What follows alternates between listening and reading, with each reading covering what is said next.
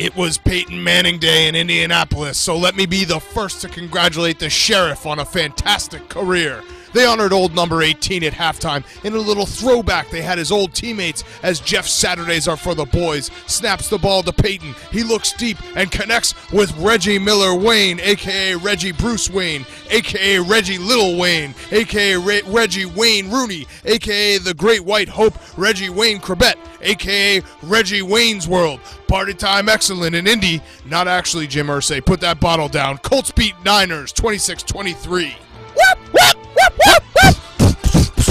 DeMarco Rubio Murray returns to the state of Florida, thirsty for a win, only to be denied by Jay Cutler, slicing and dicing the Titans secondary to the tune of nearly 100 yards passing. He had 92 yards, boom. Adam John Wayne Gacy isn't clouding around anymore as the Dolphins take down the Titans 17-16. Fumble! We take you to Detroit Rock City for a major cat fight, where Cam Newton disrespected the Lions like they were a female reporter asking a question about a passing route. It's just funny to me, Boom. It's just funny. Christian got fed to the Lions as McCaffrey's touchdown was shovel ready. Devin put the fun in Funchess and scored a pivotal touchdown because there's no Graham Gano place like home for the Detroit native. Just like, that's right, the bus, Jerome Bettis. Cat scratched the pussies, 27-24. Joey the baby kangaroo Bosa hopped around Eli Manning's pocket all afternoon and said, "G'day, mate." Melvin Gordon Ramsay ran for over 100 yards and proved the Giants are all shit, innit, mate? Innit, mate? It's all shit. Odell Beckham, more like 0-5 Del Beckham. The Giants remain winless, and the Chargers win the Eli Manning-Phil Rivers trade once and for all. LA 27, New York 22. AJ Tom Green's bum is on Tyrod. His bum is on Tyrod. Look at him. His bum is on Tyrod. His bum is on LaShawn. His bum is on LaShawn. Look at him. The Bills are 4-1. And that's not very fun when your team isn't 4-1. The Bengals embarrass the Bills like they're building a statue of their mom and dad having sex on their front lawn and silence them like Glenn Humplink. Bengals 20, Bills 16. Kelly Clarkson wins. Because of you, the gas station hoagies taste a little sweeter and the whiz wit a little stronger. Philadelphia's got their blue-collar quarterback and a winning team. There is no possible way they can screw this one up, folks. Eagles spread their wings and take it easy with a peaceful, easy feeling over the Cardinals. Excuse me, Teach. I had an extra order of meatballs today, and that was your Jets-Browns recap. An affront to the game I love, like that time I was at Dwight Clark's catch in San Francisco. Did you guys know I was at that game? Roll the clip. Jets 17, Browns 14. Had a little bit more hair there, Boom. Fuck you, Teach. To the city by the bay, as E.J. Emmanuel Lewis said, "What you talking about, Willis McGahee?" As a new breed of Ravens running backs ran all over Oakland's defense, Mike William Wallace showed his brave heart, standing 10 feet tall and blowing fireballs out of his arse as the Ravens killed the Raiders 30-17. Some spread. Pittsburgh is Steel City, but it was Blake Bortles' iron will and 95-yard passing that took down the people of Gotham. They're starting to call him Todd Haley's Comet because his offense only touches down once every 75 years. Stop me if you heard this one before. Big Ben was making inappropriate passes all afternoon, and your Jacksonville Jaguars are 3-2. Huh? Whip! Whip! Whip! The Rams showed off their 2-minute offense to try to win the hearts and minds of L.A. What's that? USC won? The Dodgers have a 2-0 lead? Did you hear about that creepo Harvey Weinstein jerking off into a plant? What are we even talking about? Oh yeah, the St. Louis Rams fall just short in a thrilling loss to the Seattle Seahawks. Guess who's Dak? Dak again. Aaron's back. Packers win. Guess who's Dak? Guess who's Dak? Guess who's Dak? Guess who's Dak? Guess who's Dak? Act like you never seen much no more. Shady chop liver. Slim Shady. All right. Week 5. We're back. Breath. I'm out of breath. That's a great way to start every Monday because, after a long weekend, sometimes it can be difficult to get the blood going for one of these shows. Fortunately, we have a good role model for us who will show us how to get the blood going if you're ever in like a down type of mood. Yes. And that is Mr. Chris Forrester, allegedly. Alleged. All of this, what we're about to say is alleged, but the news that broke late Sunday night that you probably woke up to this morning was the Dolphins offensive line coach taking a video of himself doing, let's just say, allegedly doing drugs. Well, no, that part, we saw that part. I think you have to say doing drugs allegedly. We don't know if they were drugs. He was. There were lines of white powder that he was snorting up his nose. Could have been anything. Could have been anything. But the point is, I think there's 2 points here. One is love is not dead. So it was a heartfelt message to his girlfriend, who, even though he's married. Yeah, it was a missive. A missive. A nice, it was basically like Sleepless in Seattle. Yes. Just sending it out to a lady out who doesn't? west. And it's just like, is romance dead in this country? No. Can you not do that anymore? No.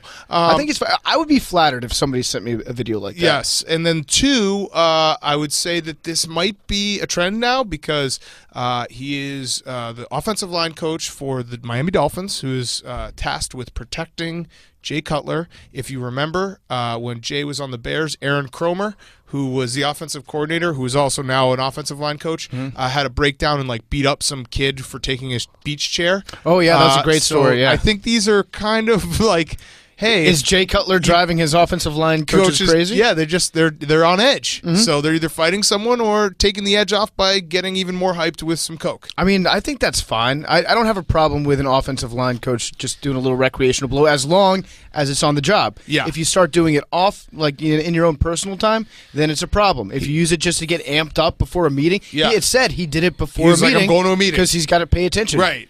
So, I mean, what's the difference between that and just banging a monster? Exactly. No difference at all. None. It's probably healthier to do cocaine than to bang monsters. I want my offensive line coaches to be slightly high on cocaine at all times. Absolutely. Them and my strength and conditioning guys, they should just have like a room that's like the coke room. I'm more like speed. I'm more strength and conditioning, like maybe speed, like greenies, put it in the coffee. Yeah. Offensive line, you probably want to just go with coke. Also, my only concern with the video was the lines themselves were in like really, really bad shape. Yeah. Like they were all like curly and stuff. Yeah. It's like if you're a line coach, which you are, I expect you to have those, in tip-top shape. Yes. I have Details a joke. matter. You ready for a joke? Ready? Okay. Ready for this? I wouldn't trust him to cut up film. No, that's a pretty good one. Get it? Oh, because they'll cut up the lines. Here's a good one. They got that physical smash mouth offense. What do they call it? Bump and run? Ooh, that guy really needs to get his line in order. Okay, get it? Because his offensive line and his lines are sloppy and all over the place. It's a little on the nose, but it was good. All right, so week 5. Hey, just add in some laughs. Yeah, give us a couple laugh jokes there. Those are, I think, combined between those 4 jokes, we almost got to 2 Kate Upton boobs. All right. Week 5. It was like the shittiest week, but also really fun in weird ways because you had, speaking of Miami, the "We Want More" chant that came for the fans, which I think they were just saying we want more Jay Cutler, like throw the ball deeper. I was just thinking we want more cocaine. Yeah. So we had that. We had Big Ben throwing 5 interceptions. I like it. I have no problem with that because the worst Big Ben games are the ones where he like throws 3 and then he gets scared of interception. He's like, I'm gonna check down every time. Yeah. If you're gonna go big, throw 5. Yeah. The Steelers actually.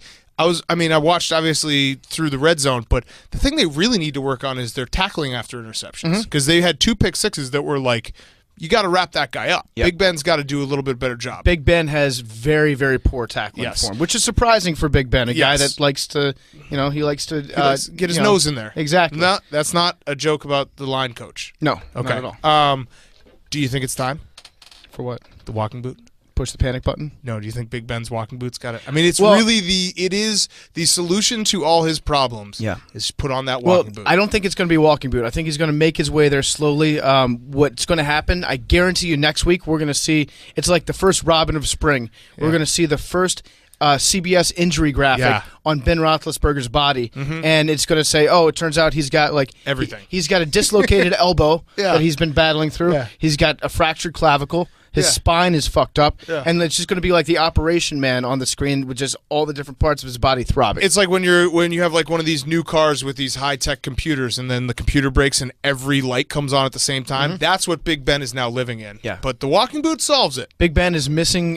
He's put me broken. on. He's broken Put me some on, fuses. Ben. Hey Just Ben, put me on, Ben. if you put me on, then everyone's going to stop being so sore at you. If you just hobble around with me on, everyone's gonna forget all about those 5 interceptions. Ben, you remember all the good times we used to have when no one would blame you for nothing?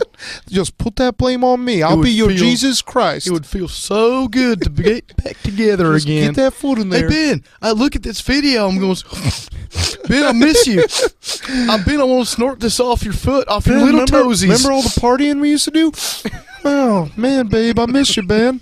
That was Big Ben's walking boot doing cocaine. Okay. Oh, I'm so fucking jacked up. By the way, the Jaguars are actually good, which is the most like bizarre sentence to say, but they're very, very close. We need actually a meter. You know your Joe Flacco meter? The Jaguars are very close to David Garrard's stupid fucking fedora. Like, that's the peak Jaguars. That's when the Jaguars are at their best, is when David Garrard had his fedora. They called him Silky when he wore that. They're close to that. We're at the Jack Del Rio leather jacket Jaguars. Yes. Pretty soon they're going to do some stupid fucking gimmick like put a stump in the locker room with an axe. Yeah. And then their punter's going to amputate his own leg accidentally. Yeah, everyone's going to get fucking some kind of weird fungus. Right. I don't trust the Jaguars when they're this good. I know that utter heartbreak is right around the corner. It's like when the Washington Redskins haven't done something really stupid in PR for like about 6 months, you know that they're about to announce that Dan Snyder's working for ISIS or something like that. Yeah, something's about to blow up. So something's got to give in Jacksonville. I hope it doesn't, because Blake Bortles, is it too early to say Blake Bortles for MVP? Mm-hmm. He's a game manager. He had more yards passing than Jay Cutler this weekend. True, 3 more, 95 to 92. They ripped up the but we found out Blake did on 8 passes, Jay did on 12. So way more efficient. Way more efficient. So, we also had, I wanted to just throw this out there for you, the Jets-Browns game, which was fantastic. Like, I loved every second of it because it was just so... Oh, my God, Hank is actually very sick. That was a wild sneeze into the mic, Billy. This is the first 10 drives. Missed field goal, punt, interception, missed field goal, punt, fumble, punt. It was I love it. Beautiful. It was like it was like the shittiest Big Ten teams were playing in the NFL. And it rewarded you if you stuck around, because the game actually got good in the second half. Yeah. But in the first half, it was just like the worst of the worst football. Yes. But you watched it. I did. I watched all of it. I watched all of it. I watched all of it too. It was great. McCown with a big win. And Hugh Jackson did that classic thing where he benched Deshaun Kaiser, but the only reason he really benched him was the kicker missed 2 field goals. Because they would have been up 6-0 at half, and he's like, nope, we got to change something up, even though it's the kickers. It's the shithead kicker who's like mentally fucked up because they moved the extra point back. And then in the night game, are the Chiefs good? Are the Chiefs the best team in football? Chiefs might actually be the best team in football. They're fun to watch. Yeah, because they got the speed guys. They got the defense. I like Andy Reid's offense and how they have Alex Smith is actually like throwing touchdown passes. Yeah. But they're doing it in a way like where every touchdown pass is kind of like an asterisk of a pass. Yes. It's like a little shovel. Yes. Or like a two-handed. He's throwing the ball like underhanded in ways that I've never seen before. Yes. Which is really utilizing his strengths to not make him pass overhand. I'm still waiting for like the shoe to drop, like Alex Smith to be like, oh yeah, I had a Freaky Friday incident. I've just been my body's been I've been body snatched because he's just playing out of his mind. Yeah. And then the J.J. Watt ambulance, which became its own story. And I've never seen more coverage of an ambulance. It got to the point where I was saying I was having flashbacks to like my childhood. I was expecting like NWO in Hollywood Hulk Hogan to like hijack the ambulance and start fucking beating the shit out of J.J. Watt. I was thinking more along the lines of World's Wildest Police Chases, where you'd have that sheriff guy like climbing into a helicopter and like talking about how dangerous it is to run from police. Yes. That was great. It was unfortunate to see what his injury was. If we could get like a little serious here. Because it's a tibial plateau fracture. Yes. And as somebody with Google, I can now report with confidence that he's fucked. Yes, I actually have a second opinion for you. Would you like it? Yes. So it was tweeted out that what you just said, whatever just say that the it's jargon you said, and then a Twitter user named Ashley Harmon replied, "My leg has never been the same since I broke the tibial plateau 11 years ago. Hope that's not the case for him." So Ashley Harlan. So how many Super Bowls has Ashley Harlan won? Yeah, how many Defensive Players of the Year has she won? Zero. Ashley Harmon never rehabbed to go back to her world-class athlete status. So, Ashley, thank you. It might be done for J.J. Watt. Curtains for him. Just say his high motor threw a rod. That's the best explanation for what happened. My favorite thing is when fans decide that they play doctor and they're like, "Well, Derrick Rose, he tore his ACL, but I was swinging a golf club 6 months after my surgery. Yeah. So what the fuck? What's his problem?" This might actually be like retirement for J.J. Watt. Not Players Tribune fake retirement? No, this might be like legit retirement for J.J. Watt. Curse upon my But they might name the hospital after him because he basically, $20 million for Houston first responders? More than that? In excess of $20 million. He is retiring to spend more time with his charity. Yes. More time with listen, if I know JJ, he's going to that hospital. On the way to his surgery, he's cheering up everyone there. That's probably true, putting on a Patch Adams nose. He's like, just being like, wheel me through the kids' wing on my way there. Talk to some kids, and then before we get to who's back, Aaron Rodgers is really good. Who the fuck cares? All right, let's do who's back. Before we do that, I have SeatGeek. SeatGeek is one of our best sponsors, and Major League Baseball playoffs are here. College football, NFL, everything you need, you can get at SeatGeek. SeatGeek saves you time and money by searching multiple ticket sites to compare prices and find amazing deals and to get you the most bang for your buck. SeatGeek grades every ticket based on value to help you immediately identify the best seats that fit your budget. Make SeatGeek your go-to app for finding the best deals on every type of ticket. I'm not just talking about sports. I'm talking about concerts. I'm talking about comedy. I'm talking about theater. SeatGeek has everything you want for your night out on the town. And I just made it a little cheaper. $10 off your first SeatGeek purchase by downloading the SeatGeek app, putting in the promo code TAKE for $10 off your first SeatGeek purchase. You want to go to the Cubs-Nats game tonight at Wrigley or this afternoon? Download the SeatGeek app, put in the promo code TAKE, and you'll get $10 off. First beer on us. Do it right now. Okay, who's back of the week? Who? Hank, why don't you start because you're like basically on your deathbed. You can go PFT. Before you die, Hank. Yeah, before you die, why don't you go? Actually, no, we have a team who's back. You might suffocate on your own snot. Yeah, we have a team who's back. Tiger Woods. He did a full swing. Okay, definitely back. Yeah, he did. Again, he did the full swing. That's the first step. Yeah, the video cut out. He did the full swing, and then he laid down, and he went back into traction. But he did do the full swing. He did the Larry Bird. Yeah. Laid down immediately afterwards. Yeah. Hank, why don't you go ahead? My who's back of the week is allergies and obnoxious Yankees fans. Yeah. I don't know if it's because this is the first year they've been back?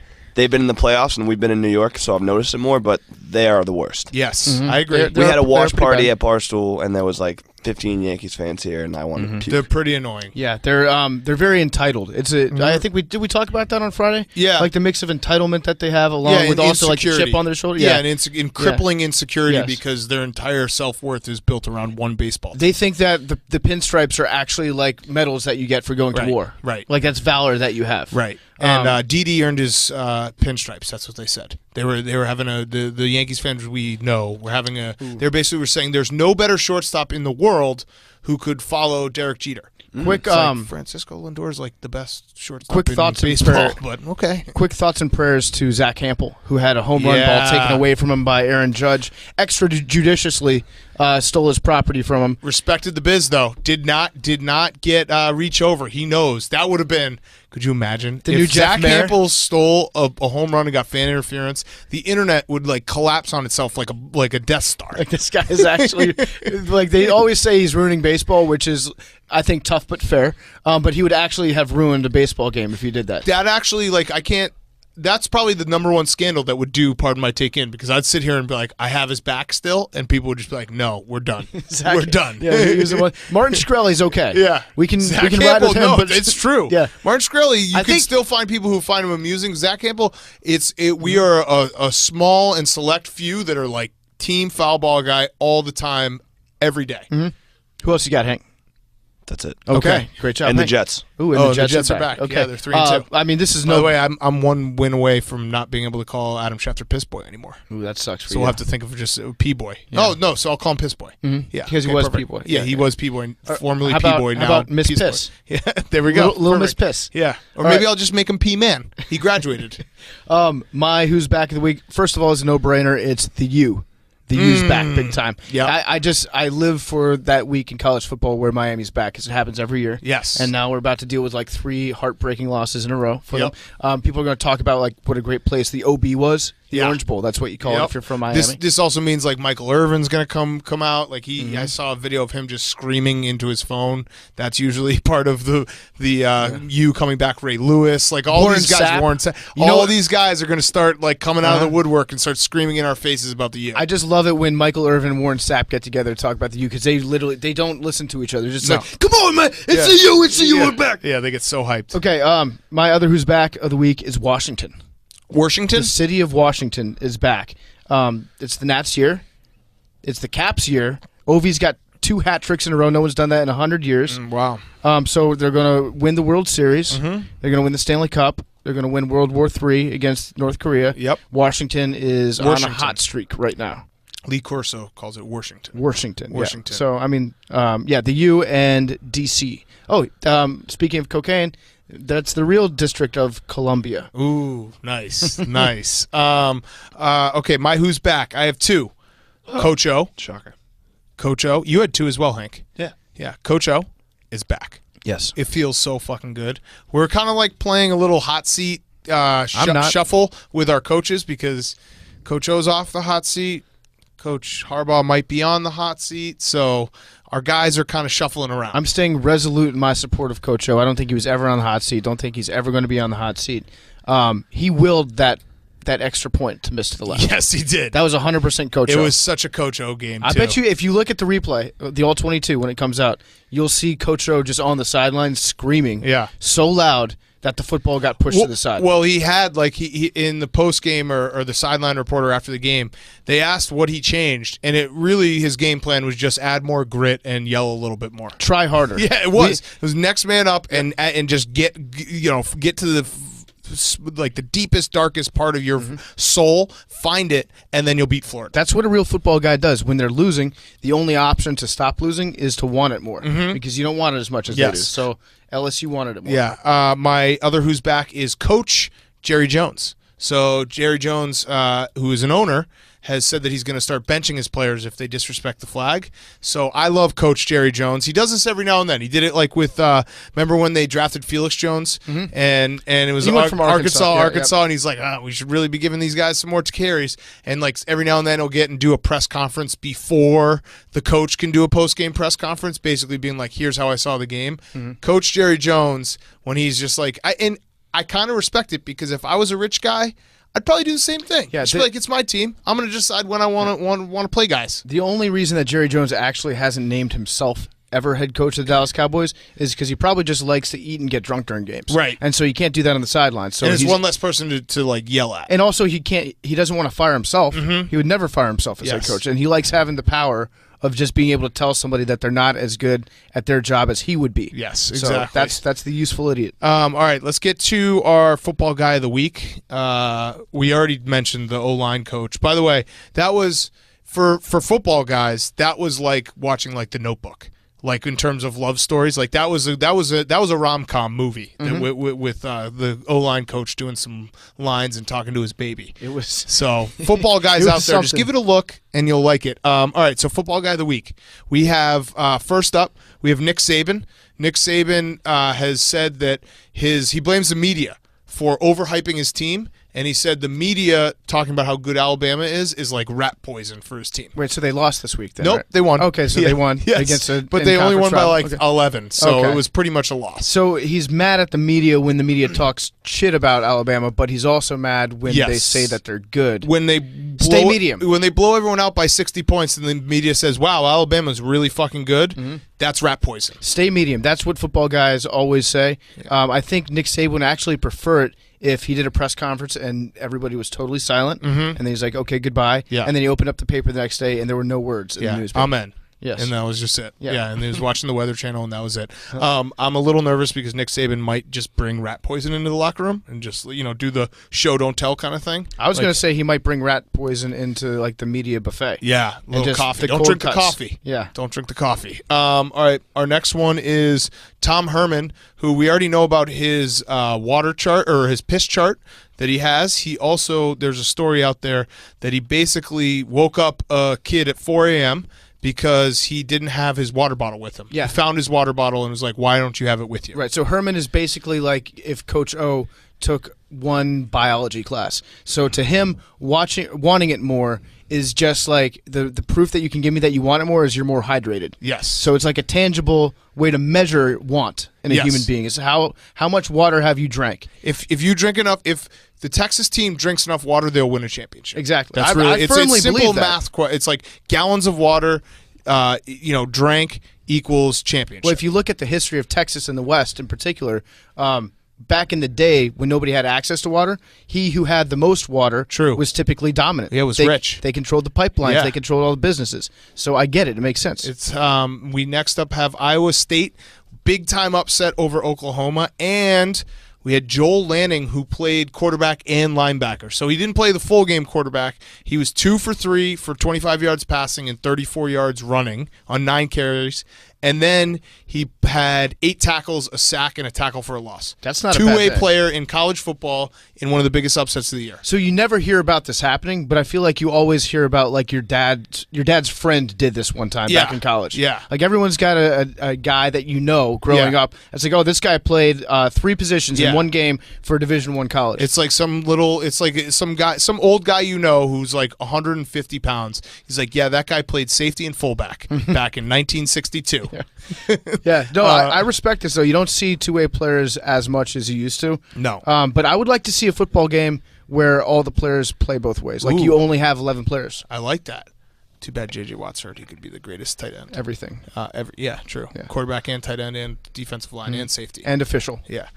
and the police procession before. Yeah. Yeah. All right. And the first responder if somebody got hurt. We have, and then finally we have Donald Penn, offensive lineman for the Raiders, who got in basically an altercation with a fan after the game. The black hole is back, and Donald Penn, I like it because it's like iron sharpens iron. Everyone should be mad that they lost. Everyone should be mad that they stink. Just start fighting each other. Now, were there any racial slurs thrown around? Because I don't think so. Last week it was like Terrell Pryor got mad because like the announcer referred to him as a Washington Redskin, right? Yeah.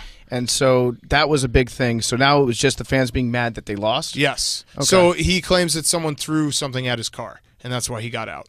So he said it was like a kind of a Russian dashboard cam thing, where he's like, the guy threw it at my car so that I'd get out and beat the fuck out of him, then he could sue me. What's up with everybody in Russia having dashboard cams? That's because people jump in front of cars to get the lawsuit money. That is badass. Yeah, and then there'll be like the random like asteroid and aliens that show up, and there'll be one taxi driver in Siberia who's like, look, I have it. That's right. HD camera. Or like sometimes there's like a plane that just lands on a bridge by accident. Yeah. And they've all got it. And all the cars just like stop and calmly steer around the plane. Like, yeah. oh, no, here's again. the thing. I don't want to fuck with Russia. Russia is one country that I'm actually terrified of. Everybody there is so much like they have no fear. They're so much manlier than I am. True. Yeah, like all the teens have those videos that they put on YouTube where they're hanging off like old Russian, nuclear plants. Right. They're like, look at this. Look how funny this is. Right. This is our jungle gym in Russia. They're walking on bridges and shit. Yeah. That's not a country I want to fuck with. No, fuck that. All right, let's get to our interviews. We got Vince Wilfork and Jim Sorgi. Sorry, Jim Sorgi, then Vince Wilfork. Before we do that, I want to talk to you guys about MyBookie. Football season is here. Your team doesn't even have to win. They just need to cover the spread. What are you waiting for? Lay down some cash and win big today. Or if you know your team sucks, do yourself a favor and bet against them. If they lose, you'll make money, and if they win, you'll still be happy. Where you bet is just as important as who you're betting on. That's why I'm urging you to make your way to MyBookie. I trust them, but you don't have to take my word for it. Check them out yourself. They have in-game live betting and mobile site that makes wagering on the go easier than ever. You can also check out their online casino if you'd rather just play a few hands of blackjack or roll the dice in craps. Join now and MyBookie will match your deposit up to a 100% bonus. Use promo code PMT to activate the offer. Visit mybookie.ag today. You play, you win, you get paid. All right, here we go. Jim Sorgi and Vince Wilfork. All right, we now welcome on University of Wisconsin legend, backup for Peyton Manning legend. It is Jim Sorgi. Peyton Manning got his number retired in the Colts Ring of Honor, whatever we're going to call that. The horseshoe, the big horseshoe. Is it a horseshoe? What is it, Jim? What is it called?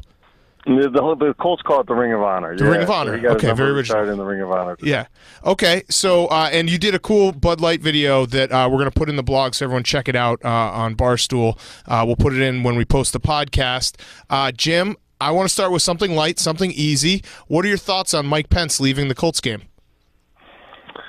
I was a little disappointed when I heard that. I'm just kidding. I'm just kidding. You don't have to answer that. You don't actually have to answer that. We want to stay away from that. We can stay away from that. But, I mean, it's just a lot of people are saying that it was kind of pre-planned. That he was going to come. He knew that they were going to kind of protest during the anthem, and he was going to walk out and make it a huge deal. So the pre-planning thing, I'm probably a little disappointed in that.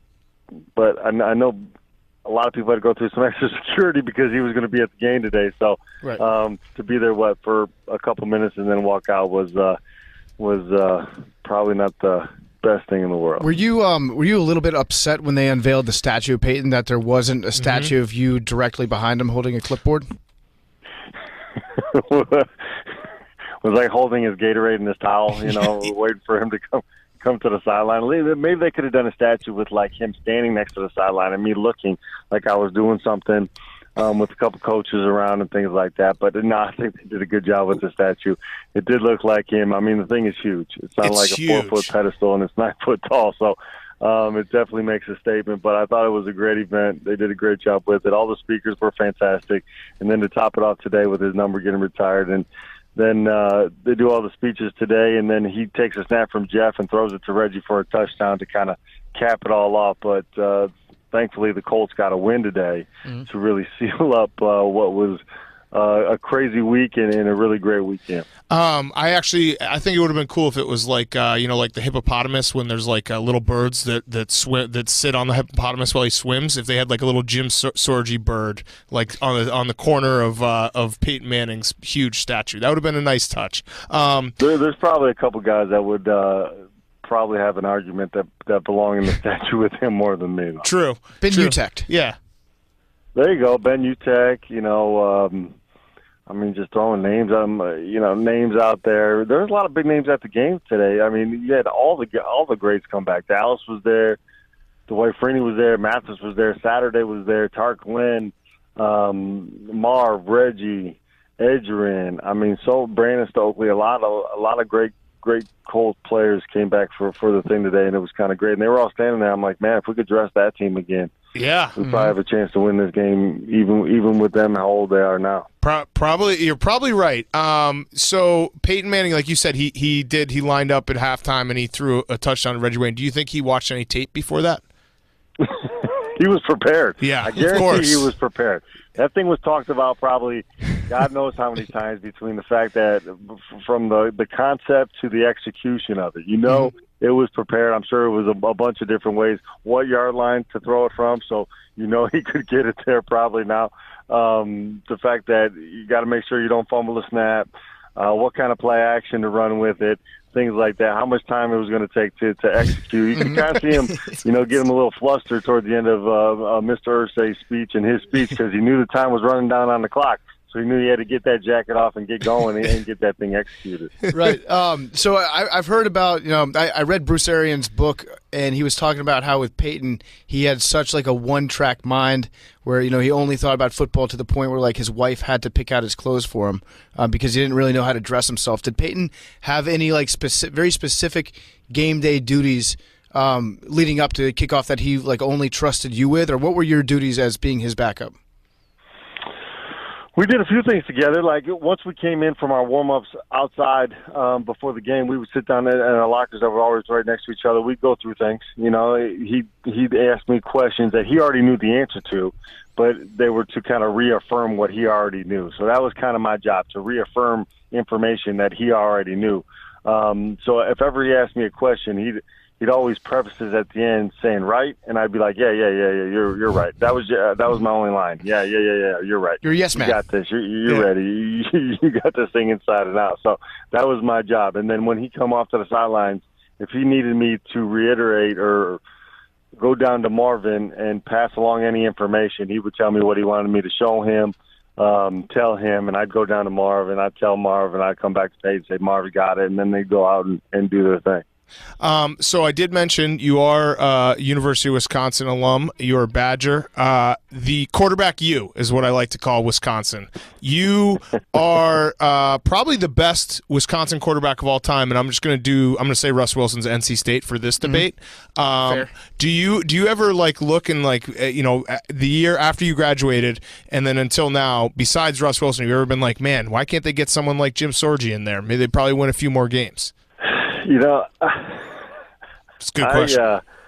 Ever since Russell Wilson came and spent that 1 year there and everything he's done ever since he's left the University of Wisconsin, you're never going to have a quarterback again that's going to kind of get to that level, I don't think, and especially nobody before him. I mean, I did see a list of top 10. I think I was like 7. That's bullshit. Russell Wilson wasn't even number 1. I think Darrell Bevell was number 1. And I think it was more your time at Wisconsin since Russell Wilson only had a year. But to be number 2 after only 1 year there, I mean, it's pretty phenomenal. But, yeah, I think I was number 7. Brooks Bollinger was up there. Stocco was up there. Tolzien was up there. All these guys that have played since I left. So they must I kept up with all the guys. But I other than Russell Wilson winning a Super Bowl, I liked my career after Wisconsin. Yes.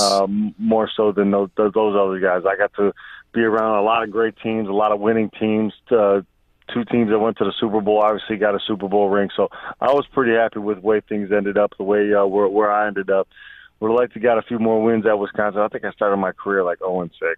But That's I how you was finish. It was saying that I played against some pretty decent quarterbacks. Like I think my first start was against Drew Brees, and then David Carr was in there. Joey Harrington was in there. I mean, my first 6 wins, but first starts were pretty rough. But Wisconsin was awesome, man. I loved it there. It was fantastic. I wouldn't change it for the world, and everything since then has been pretty fantastic as well. So the famous Robert Reynolds incident. I was actually in attendance for that game, but in 2003, you got choked out. Now, could you actually not breathe when you couldn't come back into the game? I couldn't talk. Okay. So everything that I would have had to done would have had to been from the gun, silent count at home. I was having a problem, with my vocal cords going on there, but.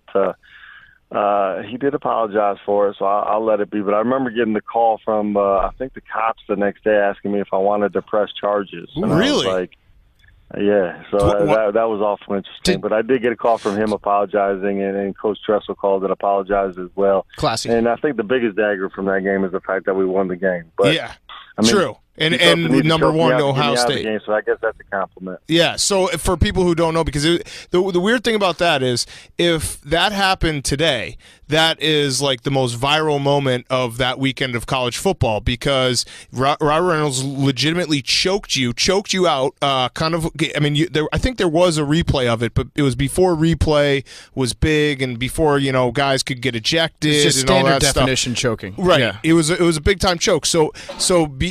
It wasn't as big of a deal as it would have been today. I would have liked to see you press charges. Can you still press charges? Yeah. Can we still do that? I don't know. I think the statute of limitation has gone by. But, the fact that he didn't do it underneath a pile was kind of interesting, too. He did it out in the open where everybody could see. It took my offensive lineman a few minutes to figure out what was going on, and he was a big dude. And I wasn't all that big. So, I was having a hard time getting him off me, but finally my center, Raiola, came over and knocked him off me and got me out of that situation. But I do look at it as a compliment that my man thought if he could get me out of the game, that they would have a better shot at winning the game. So cut off the head. I guess take it for what it is. Yeah. Did they have a bounty on you? I don't know. Man. What would the bounty have been on college Jim Sorgi? High. Very high. Oh, God. It would have been high. Yes. What went through your mind, though? When the cops called you, did you ever actually consider pressing charges? No, man. I just thought it was, as weird as it says to say it's part of the game, I guess it was part of the game. A lot of stuff goes on underneath piles. So I'm just hoping that he lost his mind for a moment, thought it was underneath the pile, and decided to, instead of eye gouge me or something like that, decided to just, wrap his hands around my neck and see what he could do. Anything goes in a pile. It's like international waters. So Yeah, just maintain the sanctity of the pile. Don't do it out in the open. You also let Shabert have like his one moment. 'Cause I'm sure he thought after he was like, "Oh, I'm going to be the quarterback of the future for the Badgers," and then that was kind of that was short lived for him, but that was a good moment for him, and I really am kind of upset that I didn't get that moment. You would have hit that pass. My moment. Yes, that was your moment. Out and up to Lee Evans for that touchdown. But hey, it is what it is. We ended up winning the game. That was a great win. That was a fun win. It was a misty night in Madison. All the fans were 3 sheets to the wind. They had all day. No, not Wisconsin fans. Partying. So yeah. I vividly remember we rushed the field and then we got on the field and it was like how they make the field goal, the uprights like are super, super high tech now. They collapse it was even back then. Yeah, no, they didn't collapse them, but it was just everyone just standing there like, all right, well, we can't get these down, so cool. Yeah, so what do we do now? Yeah, what do we do now? All right, it ended up being like change 10-minute thing, and then everybody was like, oh, let's just go to the bar. Yeah, exactly. You found yourself in the pros at ground zero of one of the sweetest debates in all of sports on about a yearly basis, and that's the rest versus rust debate that comes into play like at the end of the season because you were on all these great Colts teams that would have they'd go 12-1 or 12-0. They'd start 12-0 and then you'd be like, oh, is Tony going to rest his players? And then you'd be like, oh man, this is my time to shine. Why don't we just lose a game early on in the year so I can get a couple starts at the end? Where did you fall on that? Would you be advocating Tony to pull some of the starters so that you could get some reps? Heck yeah, man. That was my time. I mean, that was the only time I got. I was hoping every season we would end up 12-2, 14 games in with 2 games left. Couldn't really gain any ground in the playoffs. Had the number 1 seed locked up, something like that. So I knew Peyton was going to start the game. He usually go out there and get 3 plays or a series, whatever it was, and then he'd go sit down. And then I got to go out there and wing it around. Right. And at that point, they leave some of the older guys in with me. Marv would stay with me, Reggie, Dallas. Those guys were staying with me trying to get a few balls. I'd get them their balls, and we'd be throwing it all around the field, and it was fun. I mean, that's how I think I got 2 game balls when I was with the Colts, and they were all those kind of games where, game that didn't really mean much. We were throwing around, no worries. Had a couple big games, got a couple game balls. That's what it was all about. And I was always hoping that, people see me playing pretty good, maybe get a big contract somewhere else. I learned from Peyton. Maybe he would be the Joe Montana that would leave, and I would be the Steve Young that would replace him and take him to the Super Bowl and get to the Hall of Fame. I just didn't hold up my end of the bargain in that case. Get the Matt Flynn contract. That's right. So St. Elmo's, famous restaurant in Indianapolis. We once ate there, and they said it was like the private Peyton Manning room downstairs. How often would Peyton invite you to the post-game meal, and what was his order there? Oh, God, I can't remember what his order was, but I was at that meal a lot. I was in that room a lot. And we had one of those rooms in a lot of different places, from a Sullivan Steakhouse to a Fleming Steakhouse. But St. Elmo's Steakhouse was kind of down in the depths, and you were all alone. But it was a heck of a lot of fun. It was a lot of red wine flowing. I remember a lot of red wine flowing, but I can't remember his order. I'm sure he got a steak. I mean, we would all get steak. Well, we'd all get cocktails with the famous sauce. Because when we went there, we sat in the Peyton Manning room. It was downstairs, and I asked what Andrew Luck's order was, and they said he usually gets chicken. So that's been my big red flag. You can say a lot of things about Andrew Luck. My one red flag is he orders chicken at a steakhouse. That's not a Super Bowl winning quarterback. That tells you a lot, huh? That's a good giveaway right there. Yeah, that's the movie. They should make Draft Day 2. And the premise should be the guy orders chicken at a steakhouse. Instead of nobody going to his birthday party. Yeah, we just wrote another movie. Okay. Cash that check. We're actually going to take that out of the podcast. We can write that. I mean, that's just not right. That's not right. That's not right. Did you ever see Jim Caldwell show any emotion whatsoever? He's pretty good at keeping it pretty tight to the chest. Yep. I mean, you can tell when he's disappointed in you because he shows even less emotion than he does when he's not disappointed in you. How's that possible? Just looks at you like you're a magic eye puzzle. They like to keep their emotions pretty much under wraps, and you really are not sure, but then they'll give you a look, and you're like, dang, I'm in trouble. And that's kind of how you know. Did you ever hear Tony Dungy swear? I never heard Coach Dungy swear, no. But does Peyton swear? I've heard Peyton swear. Okay. Who's funnier, Eli or Peyton? Because you had a little stint with Eli as his backup. I mean, Peyton's commercials are hilarious. That new Nationwide commercial is hilarious, where he's like, "But we basically got it." He's like, "Basically, almost, but you're doing great." I mean, that's just funny stuff. You know, I tried to reiterate my inner Peyton in this Bud Light tribute video to him, but I don't think I did as well as I wanted to do. But if they ever need somebody to step in for him, I could back him up in that role too, I guess. It's not Mount Rushmore season. We do Mount Rushmores over the summertime, but I want to make an exception for this real quick.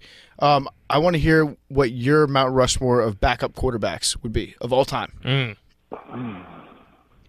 We'll just start you off with We can help one. Yeah, we'll help you with you. There you go. I mean, throw me in there. I mean, you got to throw kind of a Matt Castle in there. I mean, that guy did what he did that one year when Brady went down, and to really kind of take that year and put it into the career he's had and the money he's made and stuff like that. That's absolutely a phenomenal thing. Yeah. Also, the fact he was a backup his entire college career. Right. So he's a backup stream. He's a long-time backup. He was studying really hard at being a backup. Yep. Who else? Who's that long-time Miami backup back in the day that everybody talks about? Oh, fuck. What is his name? Cleo Lemon. No. Cleo Lemon's one of them. Jay Fiedler? Strock. Brock? Was it one of the Detmers? Like Don Strock or something like that back in the day. What about Charlie Batch? You ever meet Charlie Batch? He's one of my personal heroes.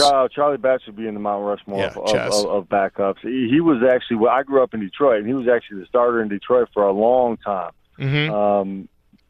Didn't really do much when he was with the Lions, but I mean, his backup career with Pittsburgh was fantastic. Yes, fantastic. That's really what it comes down to. Is if you're a backup quarterback, just have people kind of remember your name, and then you can be like, yeah, that was a fantastic backup quarterback. Mm-hmm. It's all about hanging on. Yes. It's all about hanging on as long as you can. I didn't do a great job of it. I only hung on for 7 years. So I remember somebody telling me, just hang on to Peyton as long as you can. I can only hang on to him for 6 years, I guess. So what is that? When they say hang on, will you just make sure that you're just kind of there? You're always there and just doing like hang on and ride it out. You know what I mean? You're always the guy. Backup quarterback. And then I knew when they drafted Curtis Painter, I was in a little bit of trouble. My man came in; he was young. He could whistle that ball around the field. He had the hair too. And then it was really hanging on. Yeah, the hair was kind of like the X Factor. You're like this guy. Did you think about maybe growing your hair out shaggy too? Just be like, anything you can do, I can do. I can't get it. It's like growing a beard. I can't grow a beard either. I don't know. I must be stuck at those puberty days where I can't. I mean, I can grow a little bit of a mustache, but then I got so many patches on my face. It's kind of ridiculous. And then the hair is the kind of same way. I'm starting to get these alleys. I don't really like it, but if I let it grow, it starts to get really, really nasty looking. I love. We need to put that. It's like a backup quarterback's. Just like every morning they wake up, they look in the mirror. Just hang on and ride it out. Maybe bring in like some breakfast tacos for everybody. Like if you show up early, it's hanging in breakfast. there. I signed my contract extension with the Colts. Thinking that hey, maybe one year Peyton might roll an ankle, miss a game or something like that. I can go out there and shine in a game that really means something, and then maybe a team will take a flyer on me, give me a decent contract to come in and maybe try to be the starter. And then I got released after the 2009 season where we went to the Super Bowl and lost to the Saints, and then not the next year, 2010, but 2011, he ends up missing the whole season. So that close. Obviously, you don't ever want to see anybody get hurt, but that would have been a nice opportunity to kind of get in there and play some games and show what you got and maybe get a pretty good contract from somebody else. Mm-hmm. You should just say you're not retired. Are you retired? I mean, I'll turn 37 in December. Yeah, but I mean, like, you never know. Retired. Ooh, Brandon Whedon just got a contract, and it could work out perfectly because we'll get you in the kind of like media storm here. Be like, wow, you'll be one of those names where everyone's like, Jim Sorgi has a job and Colin Kaepernick doesn't. And then you'll just be able to, that will get your name out there. I'd like to be that guy. Yeah. Right? I mean, but I got a pretty good gig right now. I started the medical equipment company, and I do the radio for the Colts on game days and things like that. So, I'm in a pretty good place right now. Okay, so last question before we let you go. Did you think Pat McAfee was the craziest person alive to retire from the Colts and join us at Barstool? Yes, 100%. He's the opposite. What is he doing? Yes, that was the last name I thought I would hear saying he's going to retire. But I did know about the knee surgeries and things like that. So he just thought, but the guy's doing what he was meant to do. True. I mean, my man was meant to kick a football and do exactly what he's doing right now. Mm-hmm. Working with you guys at Barstool and having fun doing it, bringing out issues, talking about whatever he wants to talking about. I mean, the guy does a great job at that. He's funny as heck, and so he definitely turned his platform into being a professional football player and into a great career after he retires. I just thought, what the heck is my man doing? He's got so many years left, but everybody knows when their time is up. Yeah. Well, he's always been a guy who will bet on himself, and he's usually right. Yeah. So but that's an affront to backup quarterbacks, because Pat McAfee, all he had to do was hang on and ride it out. But he didn't want to hang on. Yeah, or ride it out. I mean, he was a backup quarterback too. Yeah, true. He was emergency quarterback. Yeah, he was always ready. And my man could throw a football now. So he was always ready. He was an athlete. He knew what he was doing. Well, he's a punter. I remember he had a couple plays, a couple running plays, a couple of pass plays, just in case. Yeah. And he would have went out there and executed. I know he would have. Who's a better tackler, Pat McAfee or you? Pat, for sure. Did you ever have to tackle him? I mean, I only hit people when I had to hit people. When somebody came to hit me, I ran away as fast as I could or hit the dirt. I mean, my man, he looked for those opportunities on the sidelines to lay somebody out, and when he did, it was like, ooh, that was Pat. And you kind of knew it was coming. You kind of sense it, and then it would build up, and he would just level somebody on the sideline and get up. And my man was put together nicely. I mean, he was a big dude. Yeah, true. Bigger than most punters. Jim, thank you so much. We appreciate it, man. Super Bowl champion, Jim Sorgi. Super Bowl champion and greatest Wisconsin football quarterback of all time. I'm going to say it. You're number one on my list. That might be a little biased. I'm in the Mount Rushmore backups. I mean, it gets a little better than that, I'm assuming, but that's pretty nice. No, that's pretty nice. No, that's your peak. We're big backup quarterback guys on this show, so that's high praise from us. Yeah, I Jim, appreciate you guys having me on too. Yeah, thanks so much. Talk later, man. That interview was brought to you by Thursday Boots. Money, power, and a great pair of boots. You can have it all. Want to know how? Well, stop what you're doing. Go to the nearest computer. Open your internet browser and type in the following, ThursdayBoots.com. That's ThursdayBoots.com. Pick out your favorite pair of beautiful handcrafted boots, add it to your cart, click checkout, fill out all of your personal information, click purchase. It's that easy. You get money, you get power, you get a great pair of boots. It's all going to be yours. While results may vary, particularly regarding the money and power part, you will definitely have a great pair of boots. This year, get a pair that will last season after season. Get a pair of boots handcrafted with the highest quality materials sold at honest prices. Get a pair of Thursday Boots. Go to ThursdayBoots.com. Use the code FREESHIP2DAY. That's the number 2. FREESHIP2DAY. Money, power, and a great pair of boots are now only 2 days away. And now for something completely different. Warning. Following interview is recorded in an outside setting. Please direct all audio complaints to @PartialNate on Twitter. Thank you.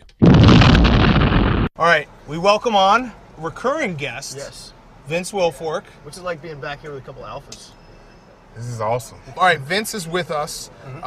He is doing a deal with Fanatics and Drizzly, so you can get your gear from Fanatics and you can get your beer from Drizzly, team cans, using promo code Vince. How much? It was $5 off? $5 off. So that's like a free couple beers right there. Sounds good to me. Now, and so the question is, so you go to your Drizzly, Drizzly app, you order your beer, your team can. What team can is Vince Wilfork ordering? The Texans or the Patriots? I'm going to order both. Oh, okay. A little double dip? Yeah. A little double dip? Why not? Yeah, okay. What about, Let's jump into that real quick. So you retired from the Texans. You broke that news officially on Pardon My Take on our show a few months ago. We'll just edit that in when you broke that. Big question is, Patriots hit you up right now. They say, hey, Vince, our defense sucks. Will you come save the team for $15 million? Good question. Not a chance. 15? No? No amount of money will make me move from retirement. I heard that you think that you could maybe still keep playing 5 more years. You're healthy. Oh, yeah. So it was just kind of we got to walk away from the game? Yeah, I mean, nothing physically is wrong with me. It's just over time. I've been playing football for 20 years.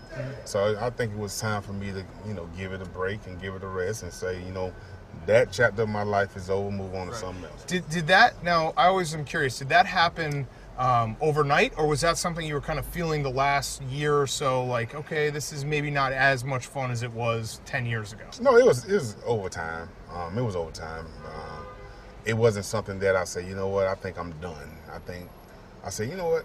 After this season, I'm really going to give thought to it, see if I miss anything. So I didn't go to no off-season workouts, no mini camps, no training camps. And I said, let me see if I'm going to miss that. Right. And once I felt that I didn't miss it, I said, it's time for me to call it quits. You didn't miss the smell of grass getting cut or the tape being taped up? The brotherhood in the locker room, going that's, to war that's with the guy one, next to you. That's the one thing I do miss is my teammates. Yeah. Absolutely. Miss enough to maybe come back for $20 million? Nah. 25? Nah. I call them on the phone. Okay. $10 million. $10 million. I FaceTime call them on the phone. $10 million to not play but just hang out in the locker room and do locker room talk. Oh, I can do that. All right, so you're not retired. Right now? I can do that. You're not I officially can do that. retired. If I don't have to put on no cleats and no practice, I can go do that. So, like real football talk, the Patriots defense has kind of been struggling a lot this year. Mm-hmm. My theory is that Matt Patricia is tanking intentionally because Belichick's telling him to tank so he doesn't get hired away this offseason.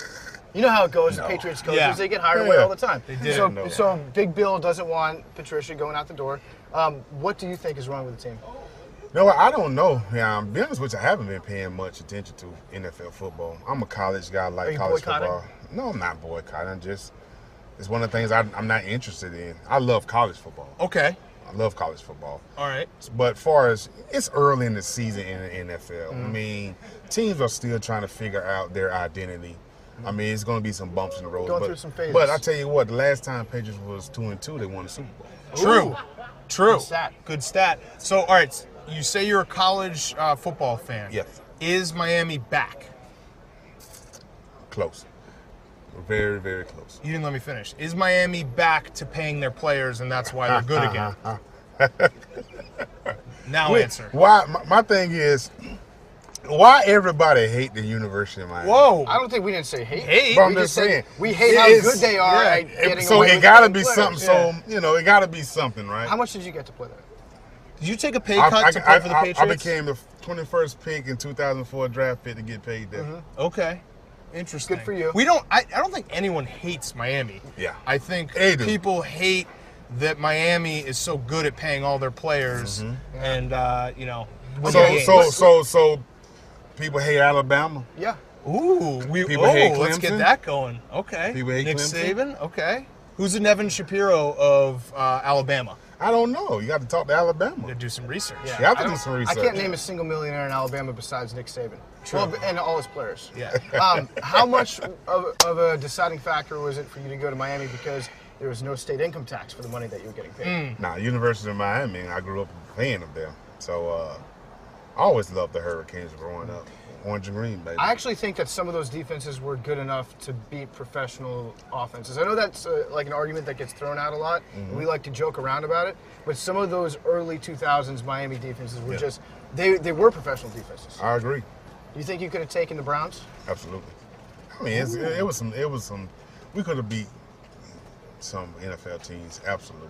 Have you seen the new Hurricanes thing where they put on I don't even know what it's called, the swagger chain or something after a big play? Absolutely. Are you a big fan of that? Do you think that's a cool thing in college? That's a cool thing for us. Okay. Because, I mean, I've always thought college, you can't pay the players unless you go to a school like Miami, so you have to throw in those kind of gimmicks. That you think so? Yeah. Maybe that's what happened. Yeah, right.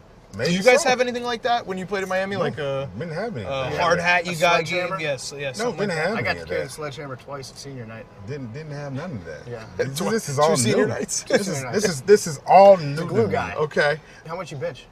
A lot. How much? How What much? do you Like bench? 500 What do you bench? some pounds. 500 pounds? That's an off day. That's a stretch day for me. 500 Yeah? pounds. Yeah. Recovery day. I'll throw up 500. That's good, man. Racks on racks on racks. Sounds good to Ooh, me. speaking of racks, can you just say the word ribs again? Like that? Yeah, say ribs. Ribs. Oh, yeah. Like that. Yeah. Like the How ribs. often, now that you're retired, how often are you going to barbecue? Every single day? Nah, not every day. Almost every day. Okay. All right. Almost every day, but not every day. You once said that you were faster than Tom Brady. Is that still true? Oh, yeah, of course. Even though you're retired? Of course. Foot race, no question? Yes, no question. Is he that slow? Or are you that fast? No, I'm that fast. You're like an alligator, where they're like an alligator can actually run 25 miles an hour for 10 feet. I'm and like, just I'm lay like a down. wild boar. Yeah, then you just lay down. I'm like you're a "That's wild enough." boar. Yeah. I'm a wild boar. Okay. All right. Do you want to play a couple of picture Yeah, let's games play a real little quick? picture All right, Here game. we go. Ready? Okay, talk to me. This is a good game. You played I didn't stat check. How many years did you play? 13. 13 years. You only had 14 when he comes back this year. You just hang out in the locker room. Yeah, you only had There we go. 16 sacks. Mm-hmm. Not a sack guy because that wasn't your the defense that you played in. But you did have 16 sacks. Mm-hmm. So we're gonna show you pictures of some of the guys you did sack, and you're gonna tell us what the noise they made when you did sack them. Ready? Ready? Ready. Ready? Okay. Ready. Okay. All right, first one. Phillip Rivers. What did he say? Come on. Come on. Come on, Vince. Get off me. Get off me, Vince. Get off me. Good I play. don't- That's a good play. Yeah, that's a good Great play. play. All right, how You hit my about nuts. I can't have kids no more. Matt Schaub? Pick 6 legend, Matt Schaub. Okay. All right. All right. Ryan Fitzpatrick. People forget he went to Harvard University. He Nobody didn't say thought- nothing. He was just tough. Yeah. Ooh, He took it like a man. He's a great really? guy. Yeah, he took it like a man. Interesting. All right. Harvard Ben. Last one, Big Ben. Gosh. It's like, I didn't consent to that. Vince. Gosh. Ooh. My gosh, he got Man. me. Oh, here's a good question. J.J. Watt, your former teammate. He likes to bleed a lot on the field. Uh-huh. Did he cut himself with razors like professional wrestlers do? Like Ric Flair would just kind of give himself a gash across the No. forehead? Oh, Look at man. that. That's not real blood. That's a guy going to war. You think J.J. Watt is? You think the defense was better without him? Good question. Defense, I mean, when you have the best defensive player in the league, your defense is going to never be better without him. So They were pretty good. you were Yeah, the you were best best defensive defense player last in the year. league. We're pretty good. Uh-huh. Yeah. But with him, we better. Okay. Yeah. But without you, are they better? They playing good now. aren't Playing they? good. Was it tough to go from the Patriots playing in big playoff games to the Texans always playing in that shitty Saturday afternoon game Against the the Bengals Bengals that no every one year? watches? No, playoffs was the playoffs. Okay, all right. It doesn't feel those games don't feel like the playoffs. It's like a warm up. Nah. All right. Playoffs is the playoff, buddy. Okay. What's your best sport besides football? You name it. What you want. Only thing I Baseball. don't do is, Track. man, I hold the Ballet. I hold the Florida record for shot put. Do you really? Ooh. How far did you Did you throw it? Google that? Nope, No, I didn't Google Google that. Did you know I could have been didn't do that. in the Oh, Olympics? We're Did surface you know that? research guys. Did you take any of the air out of the shot put before No, you threw it to make it no. easier to grip?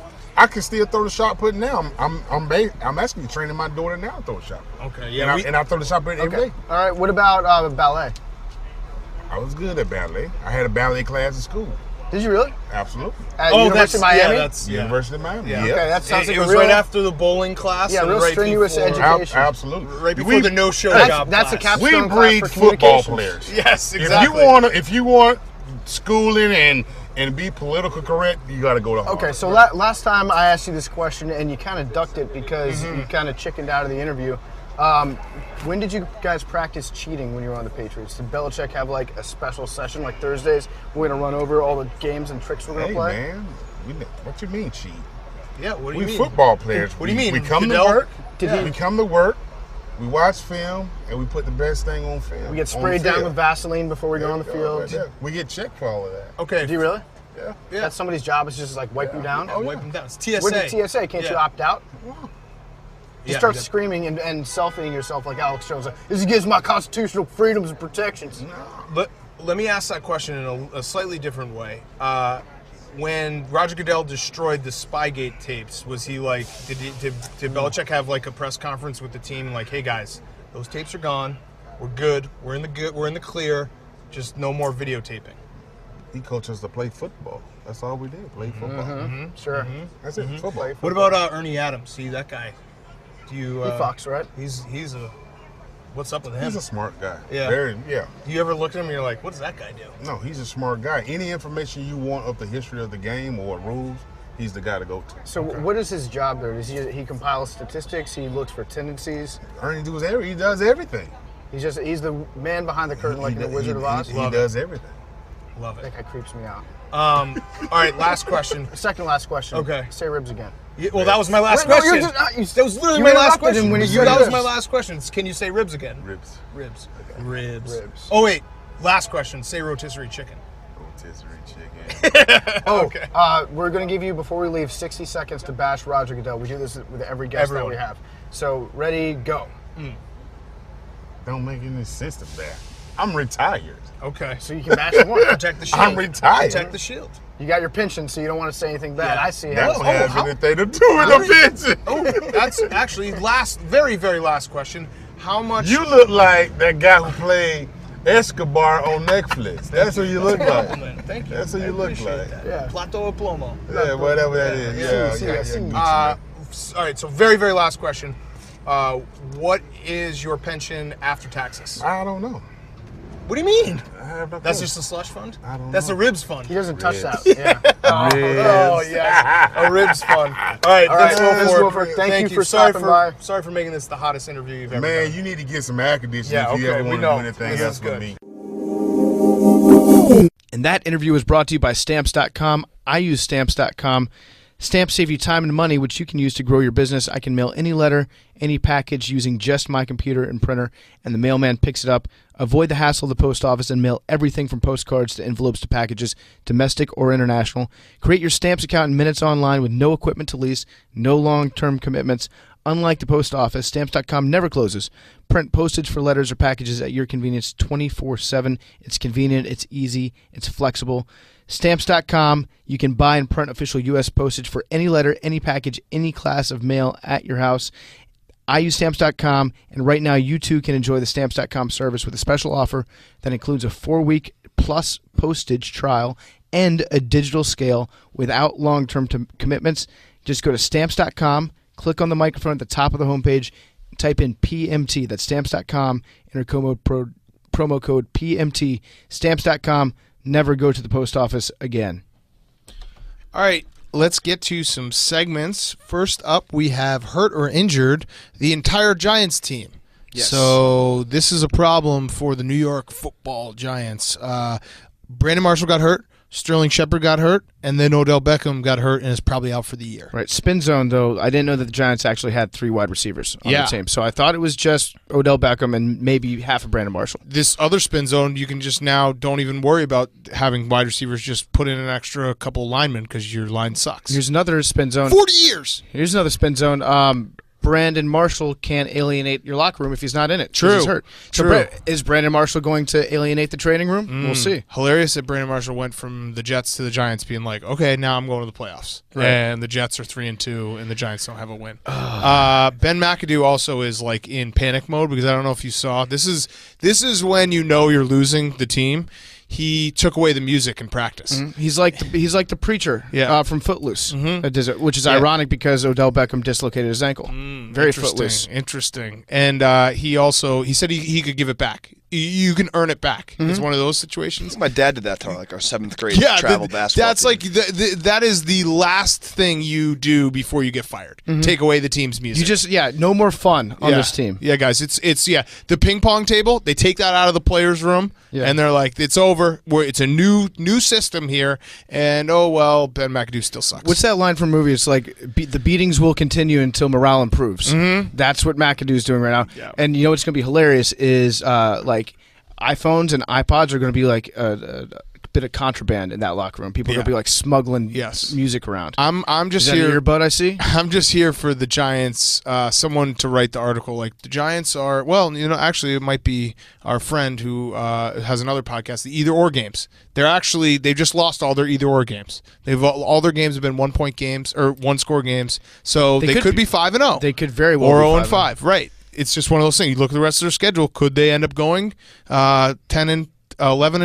Maybe. McAdoo also seems like a guy that every Monday after loss, he's like, "Hey guys, we could be 2-0. Yeah, we could be 3. We could be 5-0. Guys, that's what his coaching is right now. Yes. He's like, no music, and also I'm just going to keep saying that we are technically good. It's just the scores that make us bad. He's going to be like that crazy person who took all of Trump's or Hillary's tweets and put them into Trump's Twitter account. He's just going to do that. Like take the game film and just stop the game right before the fourth quarter. Like, look, we were dominating that game. He's got his own film like Man in the High Castle. Yeah, that he sits and he watches where he's like, where the alternate ending to everything. And like someone comes in and starts watching. What are you watching? What are you watching? Burn that tape. You can't Burn watch it. that. Burn it. All right. We have a Talking Soccer US 1. So I guess we're going to the World Cup. Okay. Yeah, we're going. Yeah. Oh, we're definitely going. Pulisic actually finally scored that scrub. And we've been making that joke forever, and everyone's been like, he's not playing this game. He's not playing this game. Finally played, and he scored. And he had like an assist too, right? Yeah, I think so. that's good. Sure. Yeah, good job. Okay. Cool. Good job, Pulisic. We won it all. Pulisic, how many World Cup titles have you won? And we are the official podcast against Michael Bradley. So keep skating by because you're the coach's son, you dick. Your dad got you everything. Yeah. He puts you in that starting lineup every week. Every week. He's like, well, I got to put my son in, otherwise mom's going to get mad. All right, that was talking soccer. We next up have a little PR 101 for Aroldis Chapman. So playoffs are hot, heated. By the time you listen to this, you might know who won Cubs-Nats Game 3, and all the Red Sox might be out of it, Hank. The Yankees are now 2-1. Let me ask you this. Are you pushing the panic button yet? For the Cubs? For the Cubs? No, the Cubs actually, it should be the other way because the Nationals, they could not go back to Washington. That's a bad thing.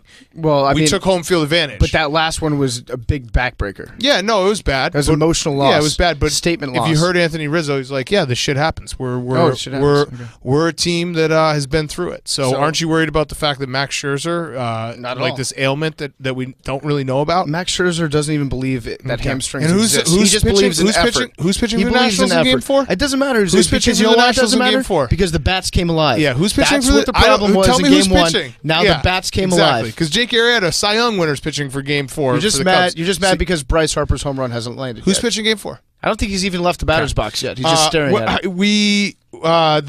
You diverted the attention because you won one playoff game in Washington, D.C. Very important. Yes. Well, that's a pretty big occasion. Yeah, that's Super Bowl. The PR 101 though for Aroldis Chapman on Friday night when the Yankees blew the game and Joe Girardi, everyone was mad at him. Aroldis Chapman went and liked an Instagram comment, not even a post. It was a comment on a post that said, "Let's hope Joe's contract is not renewed after the season. He's a complete imbecile." That's a tough one. Hacked. He went in and said that he accidentally liked it. He told Joe that to his face. I could believe that, but I think he could have gone a different route here. English is a second language, right? Yes, correct. The word imbecile actually sounds beautiful when you hear it. Like if I just heard it and didn't know the context, I'd be like, "Oh, that's a very sexy word, imbecile." Like. Yeah, true. You know what I'm saying? So that's a Merriam-Webster problem as far as I'm concerned. Yeah. That's not like his problem. He's like, oh, I saw the word. It looked so great. I thought it was a compliment. He could also just go the straight-up PR 101 or Aroldis Chapman, just walk in and be like, hey, all the things I could do, that wasn't that bad. And it's like, yeah, you're right. I've learned from my mistakes. Yeah. All right. Last up, we have the What's the Internet Mad About Now. So I saw this weekend. A bunch of nerds were tweeting about standing in line at McDonald's. Yeah. So you got to the bottom of it for us. I think I did. So I tried to figure this out. McDonald's, they reissued their Szechuan sauce, which I guess they put out for the first time when Mulan was in theaters back in 1997 or 98. Good film. Yeah, and they haven't released Moulin it Rouge? since then. Yeah. So it's a movie about a young Chinese warrior who works in a brothel.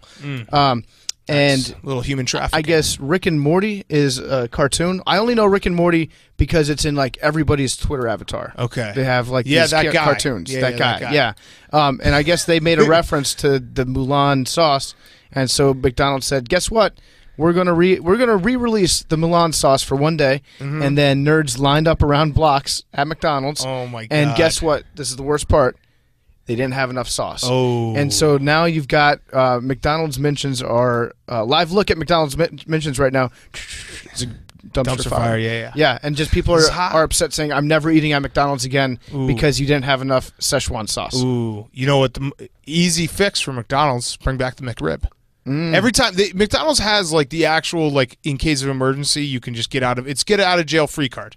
Anytime something happens to them, they're like, we're bringing back the McRib. Or just like re-release the Shamrock Shake for 1 weekend. They have it. It's such a nice. It must feel so nice sitting in the McDonald's corporate headquarters, being like, hey, if things ever go against us, the McRib and the Shamrock Shake will get us out of it. Yeah. Also, here's a little tip, McDonald's. You could have very easily avoided this and just like gotten your Big Mac sauce. And then just like mixed it. You know how you used to do like the suicides with Coke? Oh yeah, with like different flavors, different flavors of. Dude, you ever see me at Chipotle? So you just do a suicide of that, mix it with the Big Mac sauce. Tell people it's Szechuan. And nobody's going to be like, no, this isn't. Hell hath no fury though, like a bunch of nerds mad on the internet. This is like Gamergate 2.0. It's so funny because people are really flipping their shit at McDonald's for not being able to get their one-day only McDonald's sauce. fucked this up. And are then you seriously surprised? You have a lot of people that are complaining, saying that they brought their kids with them, and all their kids wanted in the world was the Szechuan sauce, which it's very clearly just for the adults, and they're just like using their kids as a prop. And they're like, we're never going as a family back to McDonald's, which is actually probably a pretty healthy decision if you want to make that. For that family. actually will be good. Just no, to they show serve apple slices, dude. We'll show they have apple slices. We'll show you McDonald's. We're going to live a long, healthy life. Yeah. All right, that's our show. We'll see you guys on Wednesday. And anything else?